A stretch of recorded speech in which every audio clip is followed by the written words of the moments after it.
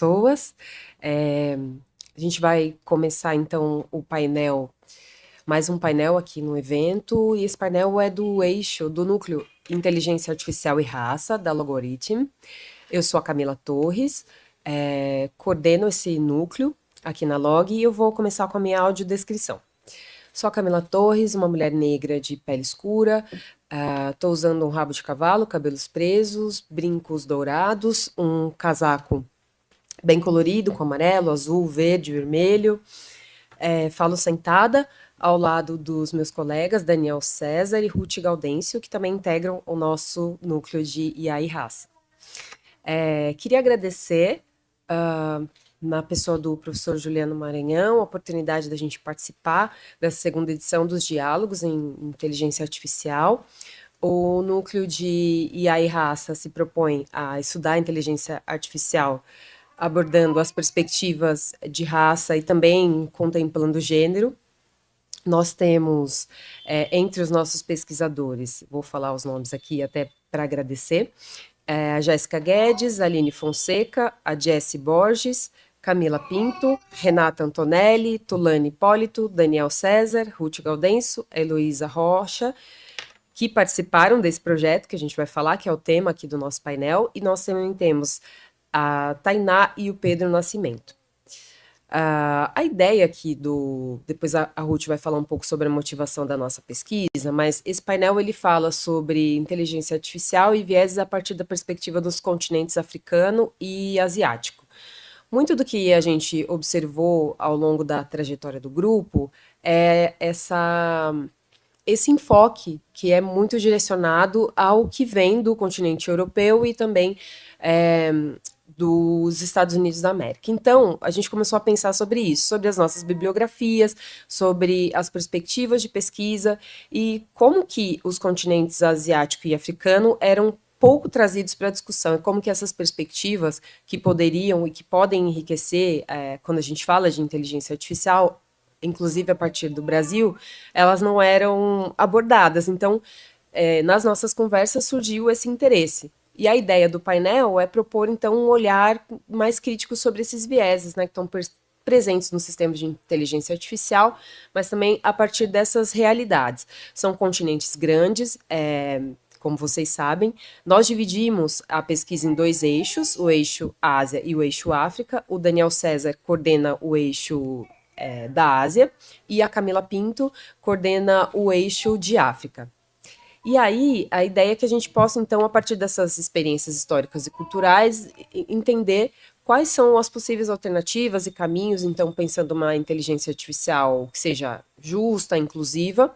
Essa é uma pesquisa que está ainda em andamento no nosso núcleo, mas eu vou passar a palavra para a Ruth e para o Daniel, e depois para a Heloísa, que está conosco aqui online, para que eles possam, então, falar um pouco do acúmulo dessas pesquisas, né? O que a gente já apurou, a partir desses países.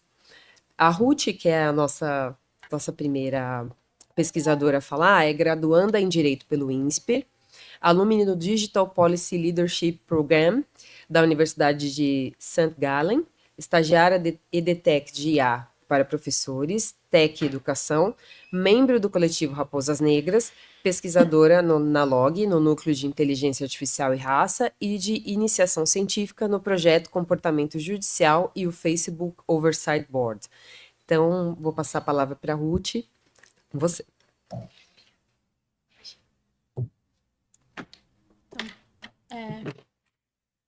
Bom dia a todos os presentes, fazendo a minha audiodescrição. Eu sou uma mulher negra de pele clara, estou vestindo uma camisa preta e estou com um blazer preto com branco. Eu vou trazer, então, acho que a Camila já trouxe bem essa ideia da nossa pesquisa. Então, ela surgiu de uma motivação do núcleo que era sobre o que o Sul Global tem discutido sobre a raça. Então, tudo que a gente tem analisado e discutido, principalmente de Brasil, a gente via que a gente se deparava muito só, principalmente, como ela comentou, com a União Europeia e Estados Unidos. E aí, por conta disso, a gente entendeu que talvez a nossa pesquisa, que era para não ter esses vieses, ela estava sendo diretamente enviesada, porque a gente queria construir uma coisa que fosse mais específica para a realidade do Brasil, que fosse mais voltada para a raça, mas as nossas inspirações de universidades, de autores, só estavam reiterando os mesmos nomes, as mesmas universidades, as mesmas legislações. E aí, por conta disso, a gente decidiu fazer uma pesquisa bem extensa do que tem sido discutido no Sul Global, com nosso foco específico em África e Ásia, que poderia agregar aos trabalhos que a gente faz no núcleo, então não só para essa pesquisa, mas para os futuros, então ter novas referências que a gente poderia trazer também. Então, passando um pouco primeiro sobre a metodologia específica desse trabalho. Então, a primeira coisa que a gente fez foi uma seleção de todos os países pertencentes a esses 2 continentes. São vários países. E aí, a partir disso, a gente foi fazer esse reconhecimento, então, da diversidade das características de países que a gente tem também dentro desse Sul Global. Então, quando a gente fala, por exemplo, de Ásia, a gente tem tanto países que também estão em desenvolvimento, quando a gente também tem aqueles países que estão muito desenvolvidos em tecnologia e que também têm as suas legislações específicas.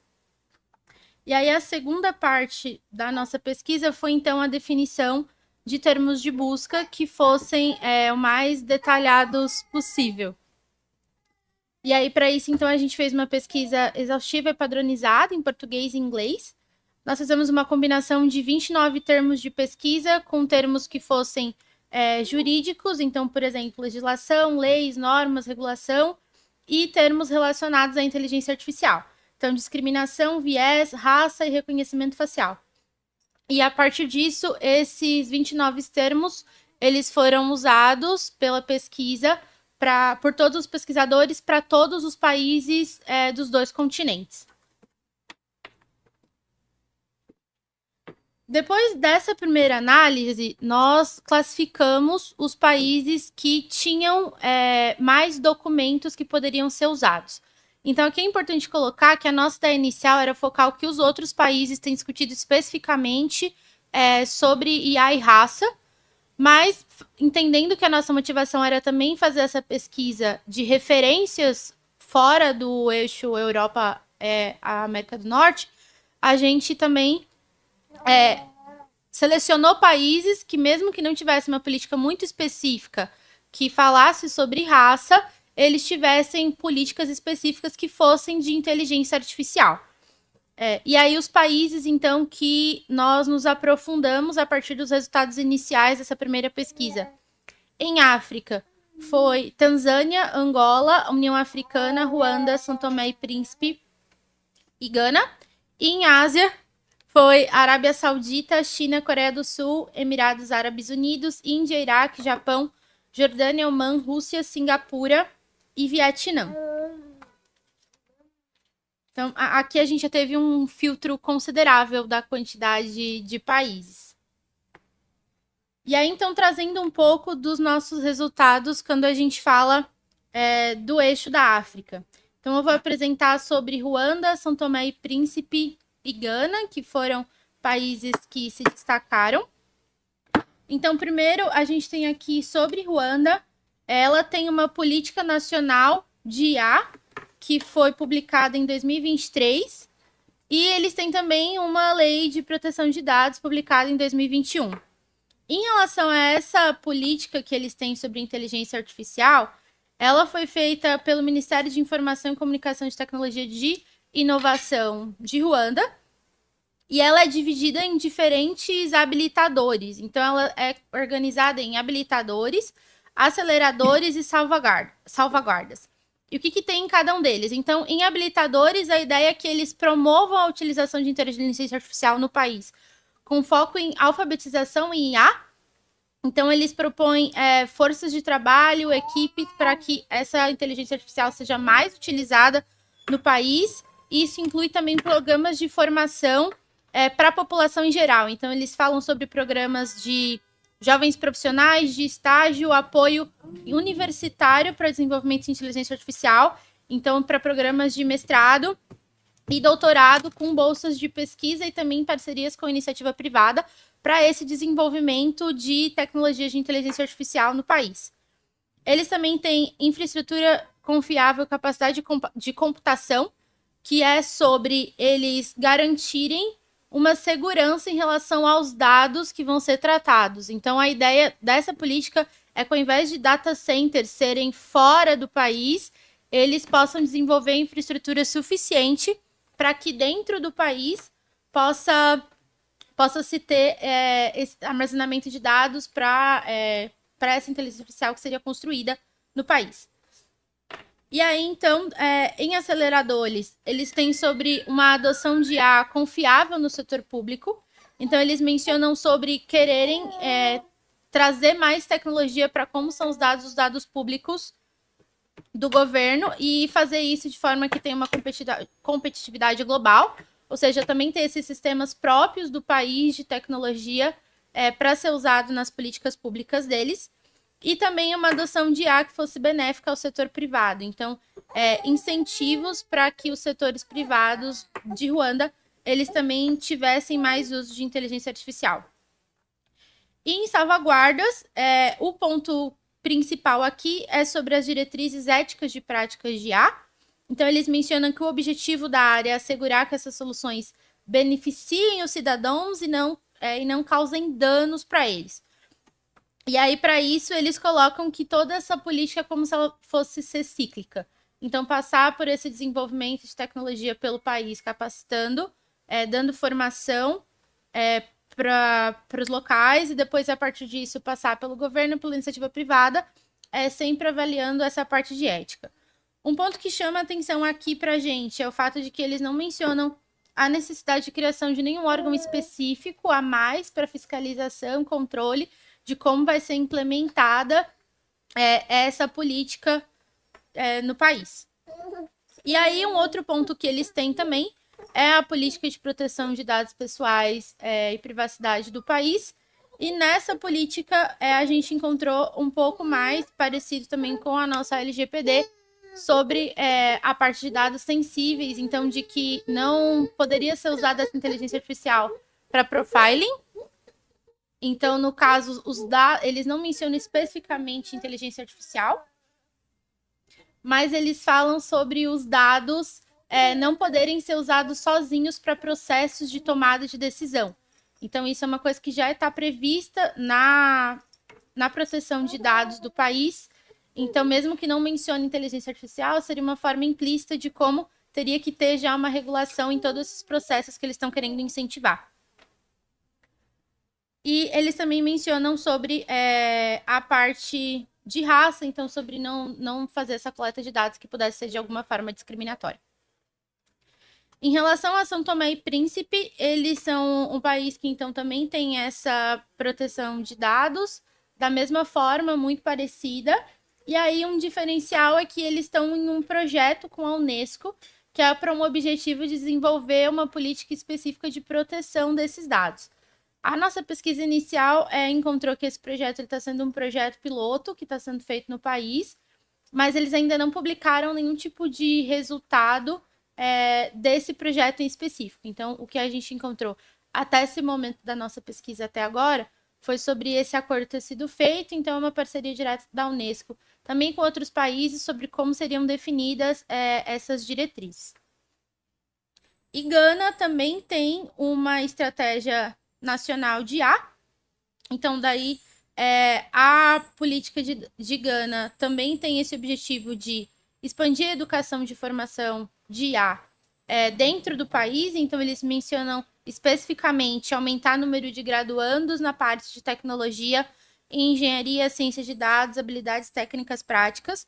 Então, a meta deles é treinar até 1 milhão de jovens até 2033 para estarem construindo essa política dentro do país. Então, aqui vai na mesma linha de não querer só consumir do que já tem de tecnologia de fora, quando fala de inteligência artificial, e eles colocam também essa preocupação, assim como a parte de infraestrutura, para ter essa segurança do que está sendo construído e usado pelo governo dentro do país, seja algo que tenha essa segurança do país e não algo que, enfim, vai ser importado, passar por países de fora ou vir de empresas estrangeiras, onde o país, no fim, não vai ter todo o controle dessa regulamentação e do que está sendo feito depois com essas informações que são do Estado.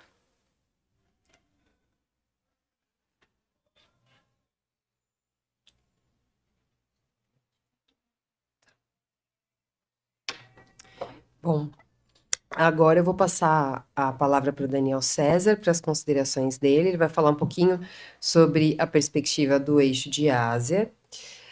O Daniel é advogado, mestre em Direito na Sociedade de Informação pela FMU, bacharel em Ciências da Computação pela PUC, bacharel em Direito pela FMU, pós-graduado em Gestão Empresarial pela FECAP, encarregado de dados pela Serpro Data Shield, certificado gestor de dados pessoais pela Serpro Data Shield, Lead Implementer da Gestão de Privacidade da Informação pela ABNT.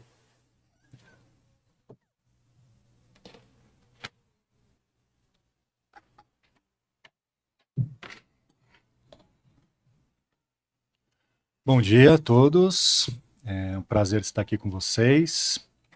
Eu sou Daniel César, fazendo minha autodescrição também, né? Sou um homem branco, de barba, estou vestindo aqui um terno, uma camisa cor-de-rosa e usando aqui uma boina. Então a gente vai falar aqui um pouquinho sobre a Ásia, é a Luísa que vai, né, suceder aqui, vai falar sobre o Japão, e eu vou trazer aqui um pouquinho sobre a visão de Singapura, Arábia Saudita, Emirados Árabes Unidos e a China. Tá, então, a Argentina seguiu, né, o que foi já colocado, né, anteriormente, dos termos, né, e tudo mais. E a gente selecionou esses países aqui por eles terem, eles não terem uma lei específica sobre IA, tá? Então já é uma coisa meio que padrão, né? A gente vai ver que o Japão é uma exceção, mas esses países não têm isso, mas eles têm um grande investimento em inteligência artificial, né? O Emirados Árabes Unidos, por exemplo, ele quer se tornar um hub de tecnologia, e são países que têm muito dinheiro, né? Muita, vamos dizer, bala na agulha para investir, e estão ali com um número de 2030 se tornarem referências, se tornarem potências em inteligência artificial no mundo. Né, a gente tem Singapura, que tem aí uma vasta documentação mais técnica, né, de governança, né, de um corpo de governança que eles disponibilizam para que as empresas possam, né, adequar-se, né, a essa visão. Eles têm uma estratégia nacional de IA que foi lançada em 2019. Eles têm um arcabouço de validações, né, de frameworks, de ferramentas para que essas inteligências artificiais que sejam, né, construídas possam, né, serem construídas com ética, visando ali, né, um uso responsável, uma não discriminação. Então, é um país bem interessante da gente estudar, né, por trazer bastante ferramentas e de estar já rodando já há algum tempo, ser uma referência nisso. Então, é um olhar interessante para a gente na hora de construir essas inteligências, construir esses modelos, verificar quais são aí as ferramentas, os processos, as responsabilidades que foram ali desenhadas para a gente ter uma referência, né, interessante. A Arábia Saudita, né, ela tem uma estratégia nacional de dados e inteligência artificial, né, ela tem ali vamos chamar de uma agência, né, fazendo referência à nossa estrutura aqui, que ela é responsável ali por uma autoridade, né, de inteligência artificial e dados. Então ela tem também construído bastante referências, né, de como construir essas inteligências artificiais, como tornar a Arábia Saudita também uma referência, um hub tecnológico, né, um país ali de grande primazia, né, dentro desse segmento tecnológico. Então ela tem ali alguns princípios, né, que foram norteados dentro dessa estratégia, que é o princípio da equidade. Então é o primeiro princípio que eles já trazem. buscando ali a eliminação de preconceitos, né, da discriminação, da estigmatização. Então, é uma preocupação que eles têm que esses modelos não tragam, né, os vieses e aí gere as discriminações, perseguições. Tem o princípio ali também de privacidade, segurança, da humanidade, né, que é a base em direitos humanos. Então, você construir os modelos trazendo, né, os direitos humanos, trazendo os fundamentos e tudo está intrínseco, né, dentro desse segmento. Benefícios sociais e ambientais, confiabilidade e segurança, transparência e explicabilidade, que é algo também muito importante, né? A IA, ela processa uma imensa quantidade de dados, são modelos, né, de algoritmos de matemática pesada.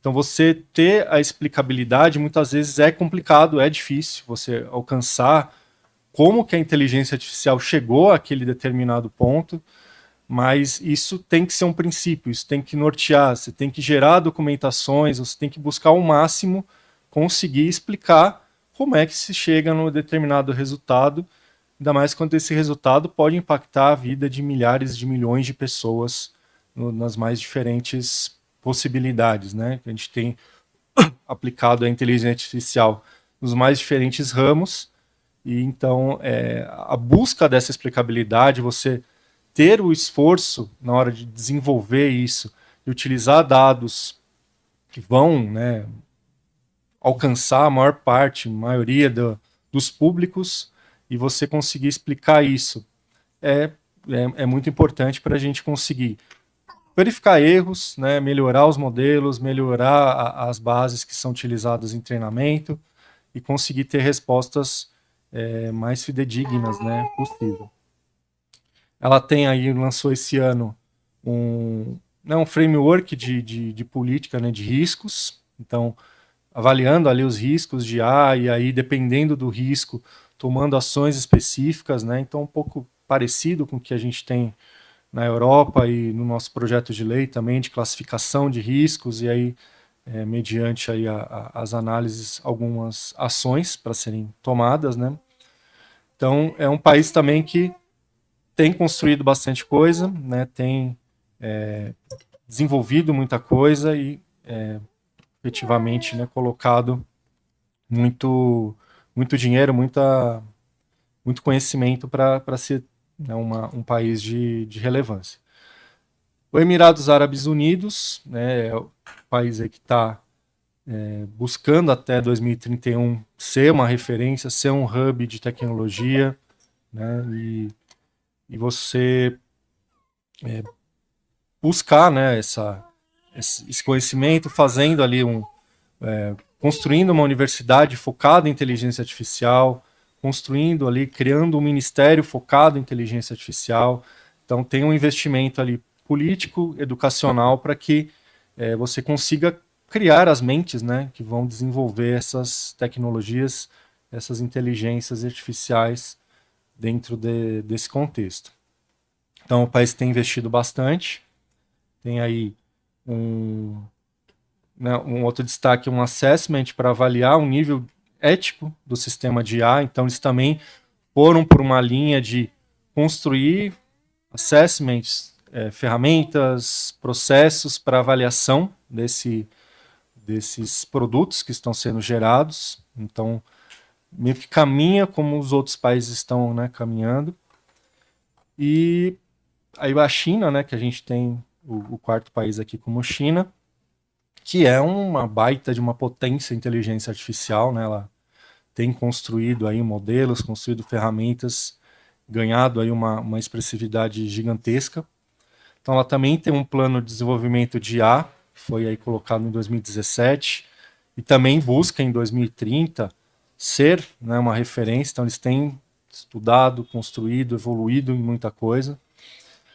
Tem uma iniciativa global de governança de IA, que foi gerada em 2023, e tem algumas leis que eles trazem, né, que não são específicas de IA, mas que norteiam bastante, né, como que a coisa se dá por lá, né? Então, uma lei de segurança cibernética, né, que regula a segurança e infraestrutura da informação, e o uso dos dados pessoais, né, impondo requisitos, impondo meios, né, de você construir, né, incluindo a IA dentro das soluções.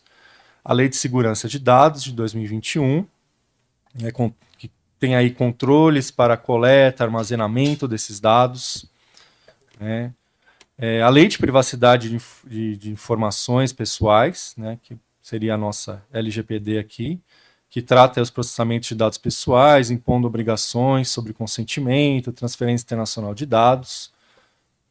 Tem medidas provisórias para IA generativa, né, então regula especificamente soluções de IA generativa, impondo requisitos para essa avaliação dos riscos, registro de algoritmos, proteção contra a manipulação da opinião pública e outros critérios, né?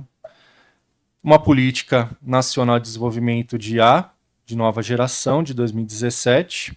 Então, embora não seja uma lei, é uma política governamental que orienta o desenvolvimento e a regulação de IA no país.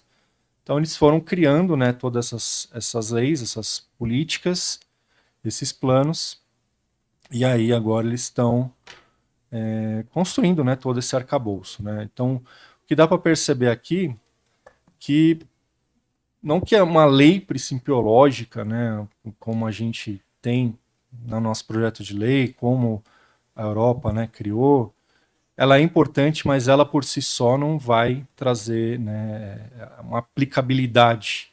A gente está colocando aqui dentro de um segmento tecnológico de uma tecnologia que não é nova, né, ela é antiga, ela remete lá aos anos 60, 70, mas que o desenvolvimento da tecnologia permitiu que hoje a gente tivesse ferramentas, né, com capacidade de processamento de dados gigantesco, né, em uma evolução dos modelos, né, matemáticos dos algoritmos, que a gente consiga hoje ter usos que antes não eram possíveis. Então a gente está dentro de um segmento muito volátil, que muda muito, que é o cerne, o coração de tecnologia hoje em dia. Então você achar que apenas com leis principiológicas você vai conseguir nortear as coisas, que você vai conseguir permear e conseguir trilhar um caminho, né, seguro, para mim acho que é uma utopia. Então você caminhar por instrumentos que são técnicos, que você viabilize ferramentas para que as validações aconteçam, as auditorias aconteçam, é muito importante. E é o que esses países têm caminhado, eles têm construído esse arcabouço de metodologias, de ferramentas, justamente para ser algo prático, justamente para que as pessoas e as empresas tenham ali uns instrumentos para avaliação, né, e você consiga depois fazer uma fiscalização disso, né, não tem como, você tem que fiscalizar e muitas vezes punir, né, você ter ali sanções para que as coisas caminhem, né, então acho que são exemplos interessantes e por elas estarem investindo tanto, né, então nos próximos anos aí a gente pode também ter grandes construções que a gente pode se debruçar e buscar internalizar dentro do nosso contexto de Brasil. Então, uma visão geral aqui desses 4 países que foram selecionados. E agora a gente vai passar para a Luísa, que vai falar sobre o Japão. Obrigado. Bom, a Heloísa Rocha é auditora federal de controle externo do Tribunal de Contas da União desde 2012, especialista em Direito Digital e Compliance no IBMEC da MASE, 2019, doutoranda e mestre em Direito na Embry University e integrante do núcleo de AI e Raça da Algorithm, e também integrante do coletivo Maria Firmina de Servidores Públicos Negros. A Heloísa está com a gente online, já vai aparecer aqui. No Teams.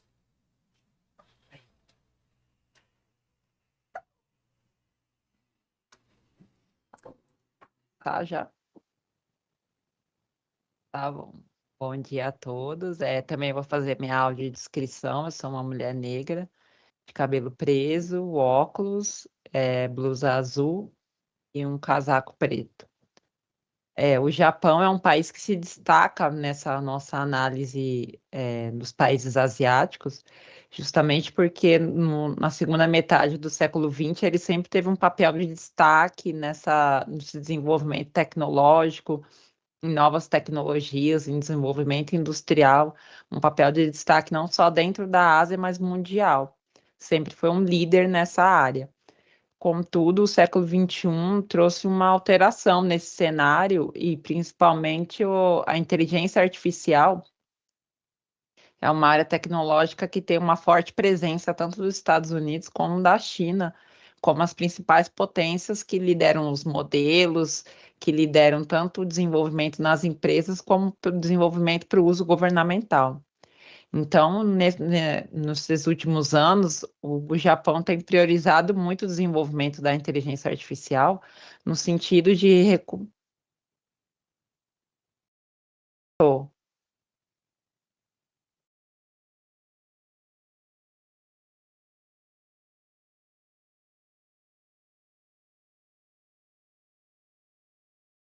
é um, é um slide só.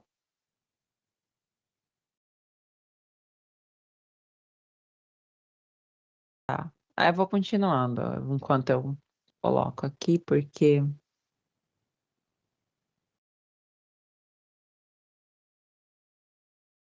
então o Japão ele está tentando recuperar esse protagonismo que ele já teve na área de tecnologia e por isso a abordagem inicial do governo foi ter um país menos regulação e mais incentivo ao desenvolvimento das empresas, à inovação e ao uso da inteligência artificial. Então, o que a gente viu é que o Japão sempre foi um país mais refratário a ter uma lei, a colocar direitos, deveres, a ter uma regulação mais forte em cima das empresas. E aí, o que ocorreu foi que então o Japão tinha sua estratégia nacional, né, a partir de 2022 que ela foi lançada. E deixa eu compartilhar aqui. E o que o tempo foi mostrando é que era necessário ter essa regulação e estão vendo a minha tela agora? Acho que agora ficou bom, né?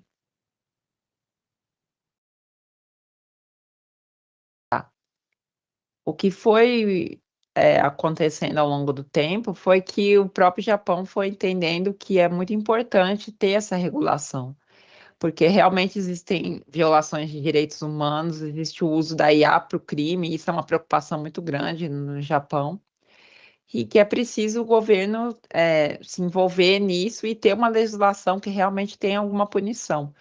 Então, por isso que foram sendo gestadas diversos regulamentos e dentro dessa estratégia nacional de IA japonesa, a gente teve a criação inclusive, de um instituto de segurança para IA, que fomenta pesquisa nesse tema e que também atua em parceria com a empresa, com as empresas privadas, para poder criar um cenário com um uso mais responsável e mais seguro da IA dentro do Japão e também não deixar de aproveitar o papel que o Japão tem, seja na diplomacia, seja por todo o seu histórico de liderança tecnológica, para incentivar também tentar propagar essa visão desse desenvolvimento mais ético da IA para os outros países, assim.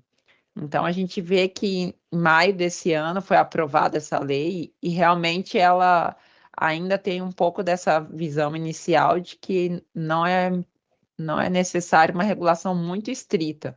Então, você vê que mesmo a lei de 2025 tendo punições, as punições são mais no sentido de expor a empresa que está envolvida com uma irregularidade, fazer uma pressão social, né, com essa empresa para se corrigir, que o governo possa estar fiscalizando fazendo recomendações, apontamentos de como a empresa deve corrigir esses pontos.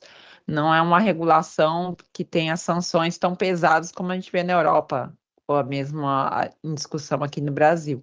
Mas já é um avanço para o entendimento inicial japonês de que a IA deveria ser desenvolvida e a prioridade era o desenvolvimento tecnológico sem pensar nessa parte de direitos humanos, de outras violações de direitos dos usuários da IA. E, ao mesmo tempo, o Japão também tem atuado muito nesses fóruns internacionais, seja no G7, seja pela OCDE, seja em outros campos, nessas soft laws, ou seja, em princípios, diretrizes, em acordos não vinculantes que sejam assinados e pactuados entre diversos países, não só da Ásia, mas do mundo todo, em prol de uma IA mais responsável, em prol do respeito dos direitos humanos, tanto no desenvolvimento como no uso da IA. E a gente também vê, além dessa atuação mundial, o Japão também é muito preocupado em ser um player cada vez mais importante dentro da Ásia, né? Então, tem uma cooperação muito significativa do Japão com a Associação de Países do Sudeste Asiático, justamente porque esses países, né, como o Vietnã, como outros países, eles são muito pequenos em população, em expressão, mesmo dentro da Ásia. Então, somente juntos de um outro player maior é que eles conseguem ter uma importância nesse diálogo mundial de diretrizes para a IA. E a gente vê o Japão atuando muito nisso, até porque, como o Daniel falou, a China é um player mundial muito importante. Então, o Japão, ele também prioriza mais essa parte do desenvolvimento da IA na tentativa de buscar retomar o seu espaço e competir com a China, com os Estados Unidos, a nível mundial, assim. Então, a gente vê que o Japão, dentro do continente asiático, ele está mais desenvolvido, né, nessa discussão de violação de direitos humanos, mas ainda a prevalência é por diretrizes, guias. O Japão, o governo japonês já publicou vários guias para desenvolvedores, para empresas internacionais, justamente nesse prisma da soft law, mas não de uma lei com sanções mais pesadas, como a gente vê na lei europeia de inteligência artificial.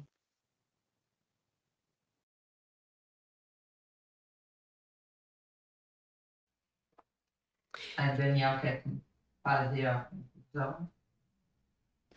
Posso? Eu vou fazer as perguntas para vocês depois. Você quer falar alguma coisa sobre o eixo de Ásia e aí depois volta para mim?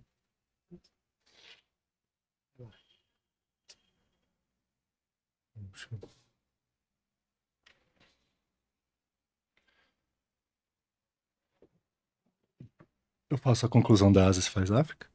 Pode? Então, assim, então para a gente concluir, né, dessas palavras, né? Então, o eixo, né, da Ásia, o que, que a gente tem verificado, né? Que países em diferentes estágios, né? Você tem países como o Japão que já tem, né, uma lei, outros que possuem leis que abordam em diferentes prismas, incluindo a inteligência artificial, e outros países que não possuem nada, né? Alguns um draft, outros nem draft a gente conseguiu encontrar. Então, tem diferentes níveis, né, dessa jornada.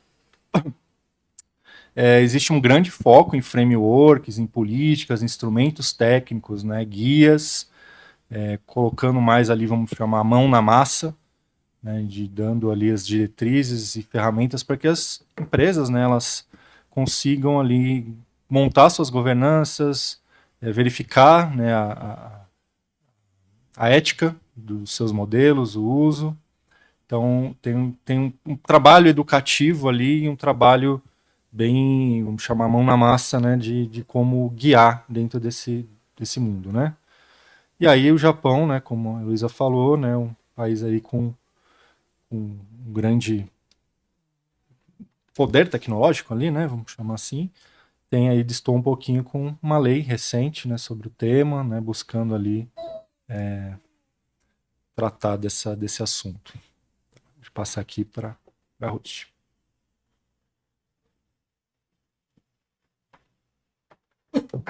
Acho que do eixo da África, o principal que a gente tem são muito menos países, né? Que nós encontramos já alguma legislação mais avançada comparado ao continente asiático. Também o ponto de que, dentro que a gente encontrou, a maioria dos países compartilham essa política de desenvolvimento de IA muito parecida. Então, com esse foco em desenvolvimento de tecnologia próprio e essa preocupação também de garantir o acesso da população à tecnologia e também do ponto mais crítico, a ausência de muitos comentários sobre novos órgãos regulatórios ou como seria feita a regulamentação dessa tecnologia depois ela ser implementada pelo Estado.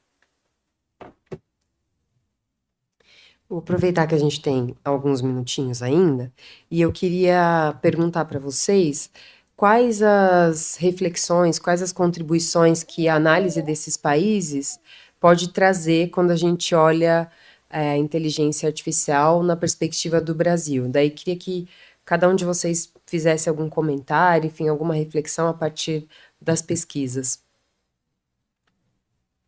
Elô, posso começar com você? Eu acho que é muito interessante a gente ver como os outros países estão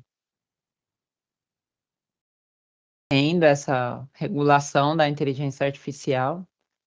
E é muito interessante porque a gente vê o quanto o Brasil pode aprender, né, com essa cooperação entre países regionais e entre si. Então, aí no caso do Japão, essa cooperação dele com outros países do Sudeste Asiático, como o Vietnã, como isso ajuda a aumentar a força e a expressão desses países na discussão de diretrizes mundiais para a inteligência artificial. Então, acho que isso é um ponto que o Brasil pode se espelhar, até porque o Brasil, na América do Sul, é um país de destaque, maior população e maior peso internacional. Então, se reunir e estar junto dos demais países da América do Sul em busca dessas diretrizes, em busca de um desenvolvimento mais ético e responsável da IA, é um ponto que o Brasil poderia aprender com a atuação do Japão. E eu acho também que outro aspecto é que o Japão valoriza muito a inovação, o desenvolvimento mesmo da IA, essa parceria, essa cooperação entre iniciativa privada e governo, fomentando esse desenvolvimento, mas também sem esquecer da sua cultura, do seu idioma e da importância de você ter um desenvolvimento mais ligado com a realidade daquele país, assim. Então, por exemplo, no Japão, esse ano eles começaram um projeto de criar um modelo de IA generativa nacional. Então, o governo está investindo com empresas privadas, justamente para refletir a cultura, o idioma, que é bem singular do Japão. Então, acho que isso também é um ponto que o Brasil pode aprender, no sentido de também investir bastante, né, no nosso plano de inteligência artificial brasileiro, na construção do nosso modelo nacional, com olhar para a nossa cultura, o nosso idioma e as suas diferenças.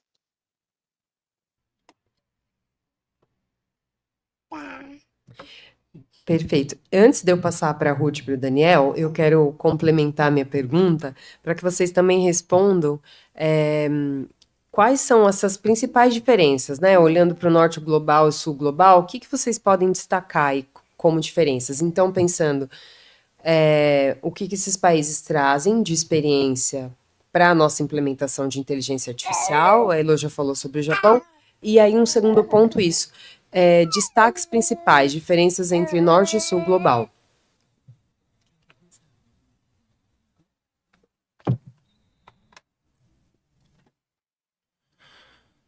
Bom, acho que fica de lição dessa, né, de ideias dessa pesquisa é que a gente precisa desenvolver, né, ferramentas, né, a gente foca muito no PL, né, no projeto de lei, mas a gente precisa ter aí um conjunto, né, de guias, de ferramentas, de boas práticas que vão efetivamente subsidiar aí o trabalho no dia a dia, né, a gente colocar em execução, colocar em prática todos esses princípios que a lei vai trazer, toda essa análise de riscos que né, a empresa tem que fazer, mas como fazer uma boa análise de riscos, como fazer uma boa documentação, como gerar uma boa base, como conseguir, né, ter um norte de uma explicabilidade desses modelos.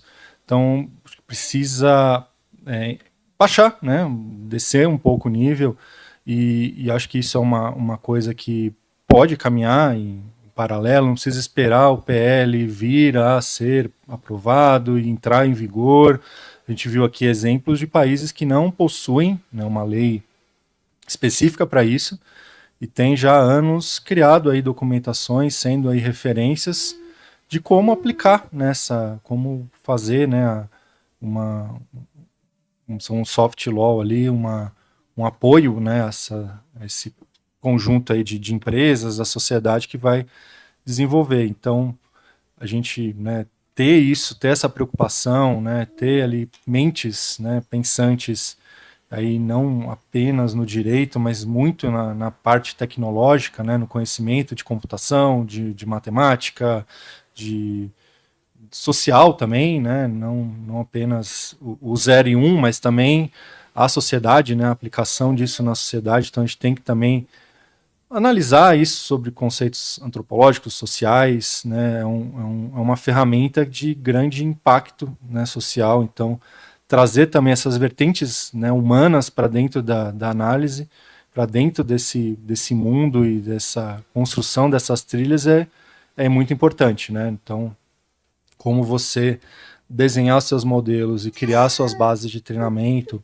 fazer as aferições, buscando, né, a humanidade, a humanização desses modelos. E aí a aplicação, né, de, de regras, né, de nortes, de ferramentas é muito importante, porque quando a PL estiver no ar, a gente vai fazer, beleza, e agora eu faço como? Né, o que eu tenho que buscar, o que eu tenho que fazer.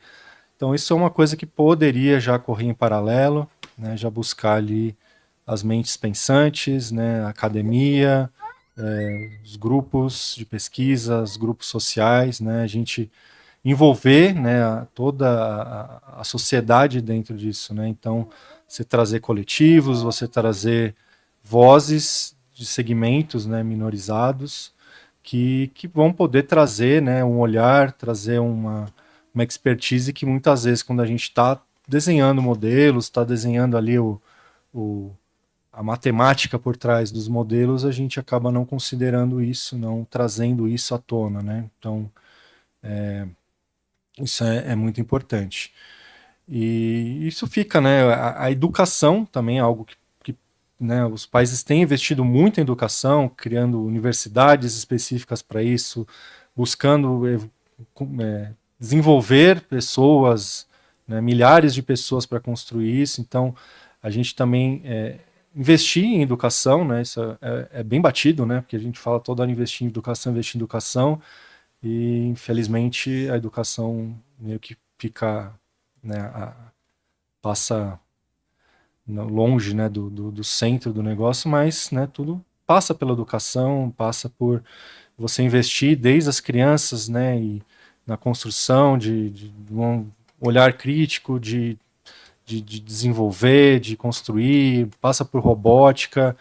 Isso é, infelizmente, um cenário de um grupo só, né, de escolas, de segmentos mais, né, que possuem ali uma abertura maior, umas possibilidades maiores, não está aberto ao grande público. Isso precisaria ser investido, precisaria ser parte de currículos, né, para que a criança, desde ali do desenvolvimento ali do infantil, né, vá, né, tendo esse conhecimento para quando chegar, né, a idade adulta, ter isso bem internalizado, conseguir ali construir, desenvolver, entender, né, os impactos e ter uma consciência ali tecnológica, né, no dia a dia. E acho que a diferença ali de norte global, do sul global, é que muito tempo a gente é consumidor, né? Eles desenvolvem as ferramentas, eles dizem como se usar, né? Se a gente olhar ali os softwares que a gente usa, as redes sociais que a gente usa, né, tudo vem do norte global e a gente consome e tem os nossos dados coletados, processados e a gente é direcionado, né, a seguir ali, né, modelos e comportamentos. Então a gente parar e estudar e desenvolver o nosso olhar com as nossas características, né, com a nossa cultura, com os nossos problemas e com as nossas soluções é importante para a gente, né, sair desse mero consumidor e, né, seguindo as diretrizes para que a gente consiga ter, né, a nossa soberania tecnológica, soberania digital e, né, juntando também que essa é uma tecnologia que não tem barreiras, né? Não está segmentado ali às fronteiras do Brasil, às fronteiras da Argentina, interligado, né? Então, acho que a gente tem que ter ali comunicações, ter parcerias, um trabalho conjunto para que a gente consiga desenvolver modelos que sejam bons, né, para a humanidade, né? Como toda boa ferramenta, ela pode ser usada para o bem, pode ser usada para o mal. Então a gente tem que ter ali caminhos, né, e travas para que o bom uso seja, né, o mote dessa tecnologia. Vou passar aqui para a Ruth agora. Obrigado.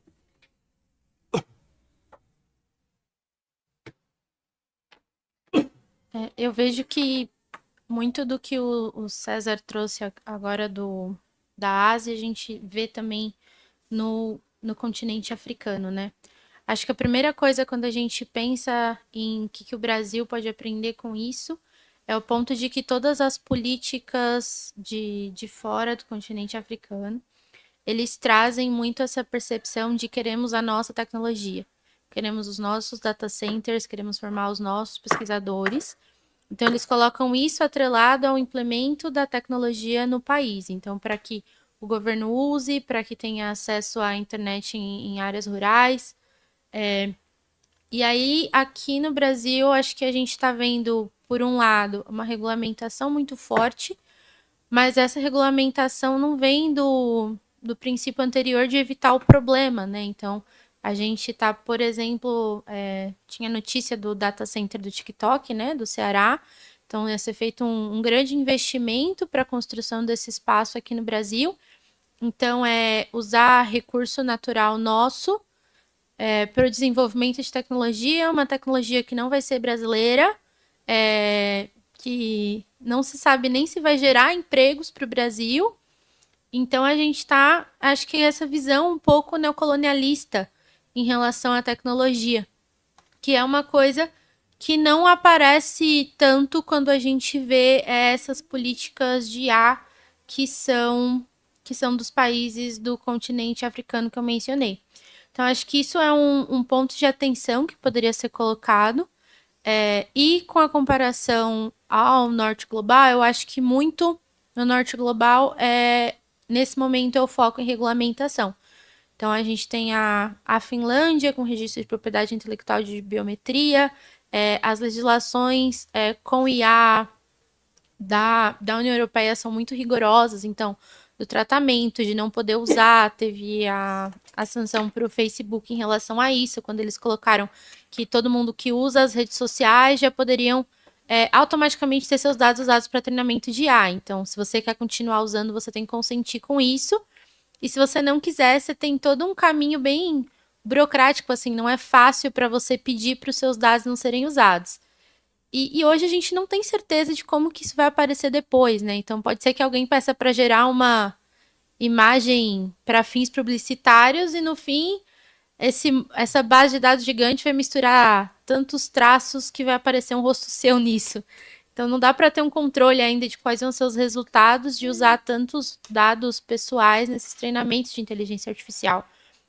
E eu acho que o foco do Norte Global está sendo muito nessa regulamentação, porque eles acho que já têm muito mais a tecnologia, enquanto no Sul é esse desenvolvimento, mas esse desenvolvimento que seja próprio do país, e não que seja só consumir o que os outros países, as Big Techs já têm.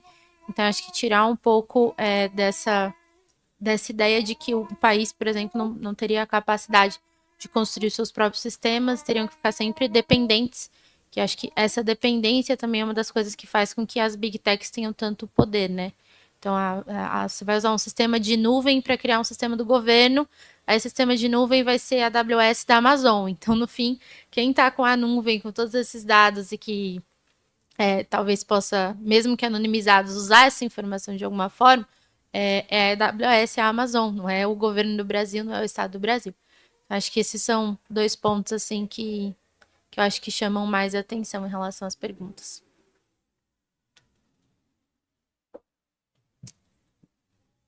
Perfeito. Acho que é essa eterna dicotomia, né? De se você ser o dado, enfim, como algumas pessoas festejam, né? O Brasil ser um dos maiores, um dos países que tem maior número de usuários nas redes sociais, mas o que efetivamente significa isso, né? O quanto que isso traz para a gente algum tipo de contribuição. Eu queria saber se alguém aqui quer fazer alguma pergunta, algum comentário, alguma consideração. Eu acho que na internet a gente também não tem perguntas, então, sendo assim, não sei se vocês querem fazer alguma consideração final ou se já estão contemplados. Elô, você quer fazer alguma consideração? Uhum. Não. Tá certo. Então, sendo assim, gostaria de encerrar o painel, agradecer o Daniel César, a Ruth Gaudêncio e a Heloísa Rocha, que são parte da nossa equipe de pesquisa, né, dentro desses eixos de IA, de Ásia e África. A gente está finalizando a conclusão, então estamos concluindo essas pesquisas, enfim, reunindo os materiais sobre os países, então o que eles trouxeram aqui é um pouco do acumulado, e a ideia é que a gente depois compila esse material e que ele seja publicado pela Log. Então, mais adiante, vocês podem ir seguindo as redes da Log, o Instagram, o Facebook, o LinkedIn, podem procurar por lá, que quando tiver o lançamento a gente divulga. Quem tiver interesse no tema também pode nos procurar através das redes da Log. Obrigada.